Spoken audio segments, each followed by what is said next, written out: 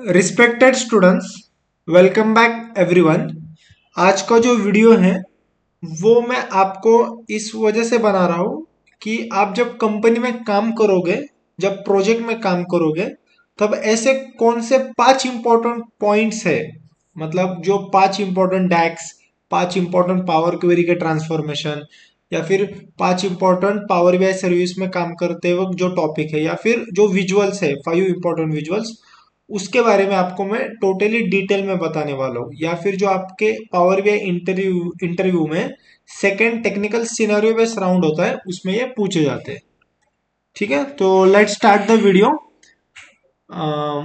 तो 5 important visuals ऐसे कौन से हैं जो कि कंपनी में रियल टाइम प्रोजेक्ट में हम जब काम करते हैं तब हमें वो यूज, मतलब 100% हम यूज करते ही है इस विजुअल को। ठीक है, तो पहला है स्लाइसर। देखो, स्लाइसर जो विजुअल है ना, उसे मैं द मोस्ट इंपॉर्टेंट विजुअल और द मोस्ट पावरफुल विजुअल ऐसा मैं बोलता हूँ। या फिर विजुअलाइजेशन का जो पार्ट है उसमें सबसे बहुत ही इंपॉर्टेंट जो विजुअल है वो स्लाइसर है। फिर वो स्लाइसर जो नॉर्मल जो स्टैंडर्ड विजुअल है वो, या फिर कस्टम विजुअल में से जो स्लाइसर्स लाते हैं हम, स्लाइसर हायरार्की, वो होगा। तो स्लाइसर पूरे पेज को फिल्टर करता है, या फिर हम अगर क्रॉस हाईलाइट, क्रॉस फिल्टरिंग से ऑफ कर दे किसी विजुअल को तो उसको नहीं करता, बट स्लाइसर जो है वो फिल्टरिंग करता है। बहुत इंपॉर्टेंट विजुअल है, तो वो आपको पता ही होना चाहिए। टोटली स्लाइसर्स के सेटिंग, हॉरिजॉन्टल वर्टिकल कैसा करना है, उसमें फॉर्मेटिंग वगैरह कैसे करते हैं, उसमें ड्रॉप डाउन होता है, टेक्स्ट बिटवीन वगैरह, ऐसा सब चीजें, क्लियर सेक्शन सिलेक्शन कैसे कर सकते हैं, यह सब चीजें आपको स्लाइसर की पता होनी चाहिए। ठीक है, फिर आते हैं गेज, केपीआईज वगैरह। देखो, ये डिस्क्रिप्टिव एनालिसिस और प्रिडिक्टिव एनालिसिस में हम काम करते हैं। गेज जो है वो हम टारगेट जब देते हैं 20%, 40%, 50% से अगर इंक्रीज होगा तो टारगेट वैल्यू वगैरह हम देते हैं, और वैसे फिर मेजर बना के पास करते हैं। और स्पीडोमीटर जो होता है हमारे 4 व्हीलर 2 व्हीलर में, उस प्रकार का है। केपीआई भी आपके प्रीवियस ईयर के साथ या फिर प्रीवियस मंथ के साथ उसको कंपेयर करके वो आपका जो प्लस माइनस जो भी है वो प्रॉपरली दिखाता है। ठीक है, तो ये एक दो बहुत इंपॉर्टेंट है, इसके बारे में आपको टोटली डिटेली आप फॉर्मेटिंग पार्ट में देख सकते हो। फिर आ गए तीसरे, पाई चार्ट, डोनट चार्ट। ठीक है, अगर ये कहाँ पे यूज होते हैं मैं आपको बताता हूँ। अगर आपके पास कंट्रीज हैं और टोटल सेल्स है, अगर 4-5 ही कंट्रीज है, या फिर 4-5 ही ऑफिसर नेम है, 4-5 ही रीजन है, ऐसे कुछ भी होगा, तो if they are only 4 to 5, then we use pie chart, donut chart and pass total sale और anything major what you have made. तो एक तो वो बहुत ही अट्रैक्टिव है, पाई चार्ट, डोनट चार्ट। ये एक सिंपल ऐसा क्वेश्चन भी पूछते हैं, what is the difference between pie chart, donut chart, वो आप बताओ दो। ठीक है, तो ये पाई चार्ट, डोनट चार्ट के बारे में बहुत इंपॉर्टेंट है। और मोस्ट इंपॉर्टेंट यहाँ पे होता है डेटा वैल्यूज। जो डेटा वैल्यूज उसके नंबर्स में और उसके परसेंटेज में भी दिखने चाहिए, ये पहली चीज। दूसरी चीज, इसमें जो लेजेंड और स्लाइसेस होते हैं उसके कलर्स जो होते हैं, कभी कभी क्लाइंट बोलते हैं, मेरे प्रोजेक्ट में था कि मुंबई जो रीजन है उसका कलर ये होना चाहिए, तो वो आपको ऐसा पास करना पड़ता है, वो एक इम्पोर्टेंट है। कार्ड, कार्ड तो मतलब आपके प्रोजेक्ट में आपको कार्ड लगते हैं जो भी आपने इंपॉर्टेंट मेजर्स बनाए हैं, या फिर अगर कोई टोटली पेज ड्रिल थ्रू में आपने उस पे फिल्टर किया होगा तो वो कार्ड में हम दिखाते हैं कि किस पे फिल्टर हुआ है। क्योंकि क्लाइंट को जब प्रोजेक्ट आप सेंड करते हो ना, उसको तो नहीं पता होता ड्रिल थ्रू क्या होता है। सही है, तो वो कार्ड में हमें वो नाम डिस्प्ले करना होता है कि ये पेज इस रीजन पे, इस ऑफिसर पे, या फिर इस कैटेगरी पे फिल्टर है। तो इस वजह से कार्ड इंपॉर्टेंट है, और आपके जितने भी इंपॉर्टेंट मेजर्स है वो आप वहां पे उस कार्ड्स में वो नंबर डिस्प्ले करते हो। And make sure one thing for every visual. देखो, आपके फॉर्मेटिंग में एक दो चीज होती है, शेडो और विजुअल बॉर्डर। हर एक आप विजुअल को वो लगा सकते हो, और फॉर्मेट पेंटर से सिर्फ कॉपी पेस्ट कर सकते हो, जो कि बहुत इंपॉर्टेंट है।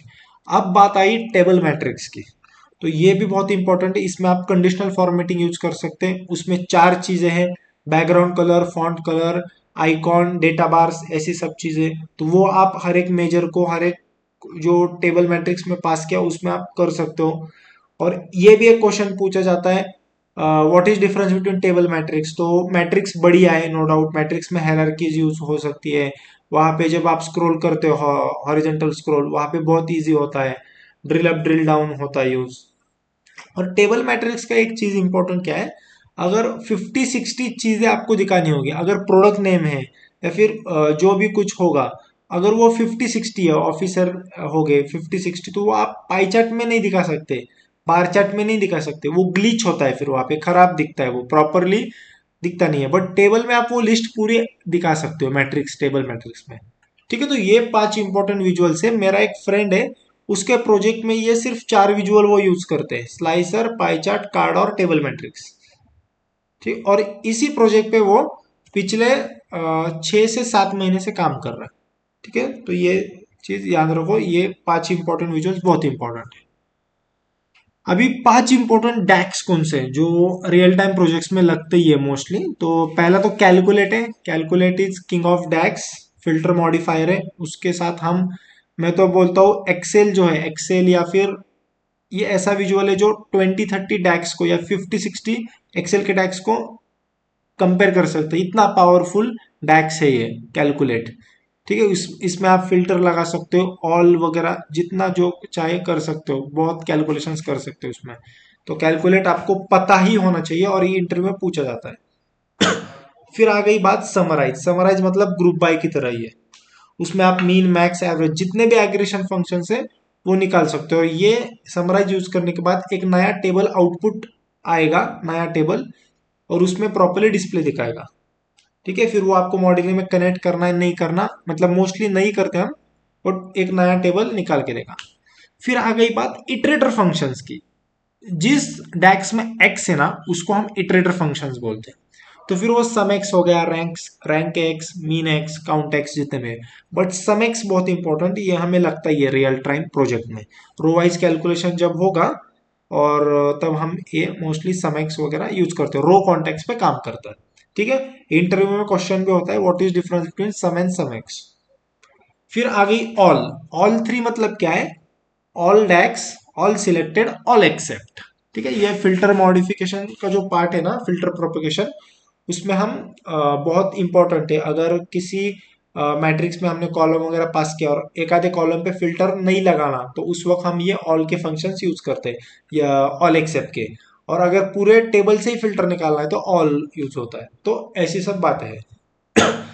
रिलेटेड, एक रिलेटेड, ये इंटरव्यू में पूछा जाने वाला 100% क्वेश्चन है अबाउट रिलेटेड टैक्स। तो make sure to have good knowledge about related DAX function. तो एक कॉलम अगर दूसरे टेबल में लेके जाना है, मतलब एक टेबल का कोई कॉलम है वो अगर दूसरे टेबल में लेके जाना है, तो रिलेटेड यूज कर सकते हैं। और उस वक्त सिर्फ एक ही कॉलम आप लेके जा सकते हो, एक टाइम पे एक ही कॉलम लेके जा सकते हो। और मेक श्योर आप जब रिलेटेड लिख रहे हो, वहां पे इंटेलिसेंस होता है, ऊपर देखो इंटेलिसेंस होता है, वहां पे वो पूरा बताता है। उस वक्त कॉलम नेम हम एक ही पास कर सकते हो। जब आपको एक कॉलम दूसरे टेबल में लेके जाना है, उस वक्त आप रिलेटेड यूज कर सकते हो। और आपको कैलकुलेट कॉलम या न्यू कॉलम क्लिक करके वो रिलेटेड यूज कर सकते हो, न्यू मेजर से नहीं यूज कर सकते। चलिए देन 5 इंपॉर्टेंट ट्रांसफॉर्मेशंस देखते हैं पावर क्वेरी के अभी। तो पहला तो अपेंड मर्ज है। Append is like union all in SQL, merge is like joins in SQL. तो ये अपेंड के 2-3 प्री रिक्विजिट रूल्स है, number of columns, data type must be same, and और अगर 4-5 2-3 टेबल जो भी पूरे सेम है उसको ऐड करेंगे, सो दैट जो इंक्रीमेंटल डेटा आएगा वो डायरेक्टली उसी न्यू टेबल में आएगा, जो कि बहुत इंपॉर्टेंट है, बाकी के टेबल को डिसेबल कर देंगे। मर्ज तो आपको पता है, उस मर्ज में आपको लेफ्ट एंटाई, राइट एंटाई भी पता होना चाहिए। Left joint, right joint, full outer joint is okay, but left anti, right anti भी पता होना चाहिए आपको। तो ये पूरा कंसेप्ट। रिप्लेस की बात आई, रिप्लेस 3 प्रकार से किया जाता है, ये इंटरव्यू का क्वेश्चन है। एक तो होम रिबन में वो जो रिप्लेस लिखा होता है, रिप्लेस वैल्यू, वहां पे क्लिक करके आप वो दोनों रिप्लेस के जो वैल्यूज है वहां पे डाल सकते हैं। ये पहला प्रकार से कर सकते हैं। दूसरे प्रकार से हम कॉलम जहां पे रिप्लेस करना है उस पे कॉलम के नेम पे राइट क्लिक करते हैं, वहां से कर सकते हो। और तीसरा प्रकार है कॉलम में जो सेल है उस सेल पे डायरेक्टली राइट क्लिक कर सकते हो, वहां से फिर आप रिप्लेस कर सकते हो। रिप्लेस एक इंपॉर्टेंट पावर क्वेरी ट्रांसफॉर्मेशन है। कंडीशनल कॉलम एक बहुत इंपॉर्टेंट है, जो भी आपका सेल वगैरह है या फिर ऐसे जो फैक्ट्स रिलेटेड कॉलम है, बिजनेस कॉलम्स, उसमें आप ऐसे कंडीशन पास करते हो जो भी है, जो भी कंडीशंस होगा, it is like logical DAX function only, और फिर वो आप कंडीशनल कॉलम यूज करते हो। डेटा प्रोफाइलिंग, ये बहुत लोगों को पता नहीं है, बट ये रियल टाइम वर्क में जब प्रोजेक्ट स्टार्ट होता है न्यू, उसमें डेटा प्रोफाइलिंग यूज किया जाता है, या फिर प्रोजेक्ट इंटरव्यू में भी पूछते हैं ये क्वेश्चन। तो डेटा प्रोफाइलिंग व्यू रिबन जो होता है पावर क्वेरी में, वहां पे होता है column quality, column distribution and column profile. तो ये भी बहुत आपके रियल टाइम प्रोजेक्ट में यूज किया जाता है। फिर आता है इंडेक्स कॉलम। इंडेक्स कॉलम तब यूज होता है जब आपके आपको जब डीनॉर्मलाइज डेटा आया है और उसको आपने ब्रेक्स वगैरह किया है टेबल्स में, और आप फिर वहां पे ऐसा डेटा प्रिपेयर कर रहे हो जो आपको मॉडलिंग में काम करना हो। ये तो काम टोटली डेटा इंजीनियर का होता है, जो कि एनालिटिक्स के लिए डेटा वगैरह बनाते हैं, टेबल्स, रिलेशनल टेबल्स बनाते हैं। बट अगर उन्होंने नहीं किया होगा तो आपको उस टाइम जब डीनॉर्मलाइज डेटा आता है तब आप उसको नॉर्मलाइज करके उसमें इंडेक्स या कीज या आईडीज ऐड करते हो, या फिर जो भी आपके प्रोजेक्ट का सिनेरियो होगा। ऐसा नहीं है कि उस एक चीज के लिए, बट बाकी की चीजों के लिए भी मैंने भी यूज किया बाकी चीजों के लिए। तो वहां पर आप इंडेक्स यूज करते हो, and make sure to take it from one only. वहां से आप जीरो से भी स्टार्ट कर सकते हो, 0 1 2 3 4 5 प्राइमरी की, but make sure you start with 1 2 3 4 5 6 like this, avoid zero. अभी 5 इंपॉर्टेंट पॉइंट बीआई सर्विस के। शेड्यूल रिफ्रेश, ये तो मतलब इसके बिना तो प्रोजेक्ट अधूरा ही है। तो रिफ्रेश तो आपके प्रोजेक्ट में जो भी होगा, डेली डेटा न्यू आ रहा है या वीकली आ रहा है, क्वार्टरली भी आ सकता है, मंथली भी आ सकता है, बट मेक श्योर प्रोजेक्ट में 99% प्रोजेक्ट में या तो फिर डेली या वीकली डेटा आता है। मैंने जितने भी प्रोजेक्ट में काम किया है या फिर जितने भी कलीग्स के प्रोजेक्ट देखे, उसमें डेली वीकली डेटा आता है। तो इंक्रीमेंटल डेटा जो आता है, या फिर आप जो जब काम कर रहे हो प्रोजेक्ट पे, तो शेड्यूल रिफ्रेश जो है, आप दिन में कितने बार रिफ्रेश करोगे, तो मोस्टली वो सुबह ही होता है या फिर रात को, ऐसे दो टाइम पे करते हैं। आप 9 से 6 के बीच में अवॉइड करते हो मोस्टली, क्योंकि उस वक्त आप प्रोजेक्ट में काम कर रहे होते हैं, और उस वक्त आप रिफ्रेश करके आप उस वक्त काम करते हो, तो नंबर्स वो चेंज होते जाएगा ना, तो आप प्रॉपरली काम नहीं कर सकते, या फिर एसक्यूएल डेवलपर के साथ नंबर्स जो है वो वेरीफाई प्रॉपरली नहीं कर सकते। तो मोस्टली वो schedule refresh is between 9 PM to सुबह के 7 8 AM, इसके बीच में होता है। ओके, तो ये शेड्यूल रिफ्रेश है। वो प्रो अकाउंट में 8 बार, प्रीमियम में 48 बार। प्रो की प्राइस अभी $13.7 हो चुकी है, ये भी याद रखो, बहुत इंपॉर्टेंट पार्ट है। रोल्स, फिर ये रोल्स जो व्यूअर है वो क्लाइंट को रोल होता है, आपके जो एडमिन टेनेंट के जो एडमिन है या फिर जो डिलीवरी मैनेजर थे उनको एडमिन होता है, और जो डेवलपर्स है उनको कंट्रीब्यूटर और मेंबर का एक्सेस होता है। तो ये रोल्स जो है, माइक्रोसॉफ्ट का एक बहुत इंपॉर्टेंट आर्टिकल है, ये roles in power BI service. अगर आप गूगल में डालोगे और जो माइक्रोसॉफ्ट का पहला आर्टिकल है उसको आप प्रॉपरली ठीक से समझो, बहुत इंपॉर्टेंट है। हाँ, फिर आई बात एप्स की। हम ऐप बनाते हैं पावर बीआई में, एक ही ऐप बना सकते हैं एक वर्क स्पेस में। मेक श्योर ये अट्रैक्टिवनेस बहुत देता है, क्लाइंट के साथ हम ऐप ही शेयर करते हैं मोस्टली। ठीक है, तो ये एक इंपॉर्टेंट पॉइंट है रियल टाइम वर्क में। गेटवेज, गेटवेज तो डायरेक्टली आप जो न्यू इंक्रीमेंटल डेटा आएगा वो आप स्टैंडर्ड गेटवे से उसको आप पुल करोगे। तो गेटवेज का टॉपिक भी बहुत इंपॉर्टेंट है, तो वो आपको पूरा पता होना चाहिए रियल टाइम प्रोजेक्ट में।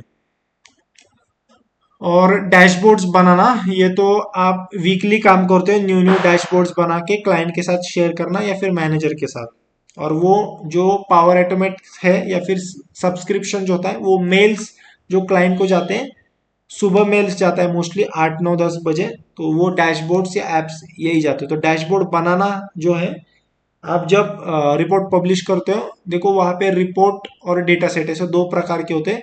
तो वहां पे आप जब रिपोर्ट ओपन करोगे, आप विजुअल्स पिन करते हो और फिर डैशबोर्ड बनाते हो।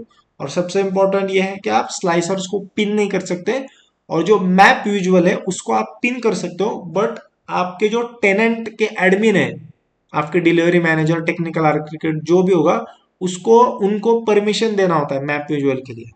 तो मेक श्योर तो ये डैशबोर्ड के कंसेप्ट। ठीक है, तो ये ऐसा वीडियो बनाया था मैंने, जो कि 5 इंपॉर्टेंट विजुअल्स, 5 इंपॉर्टेंट डैक्स, 5 इंपॉर्टेंट बीआई सर्विस के topics and 5 important power query transformation जो कि रियल टाइम प्रोजेक्ट में और आपके सिनेरियो बेस्ड राउंड में आपको पूछेंगे।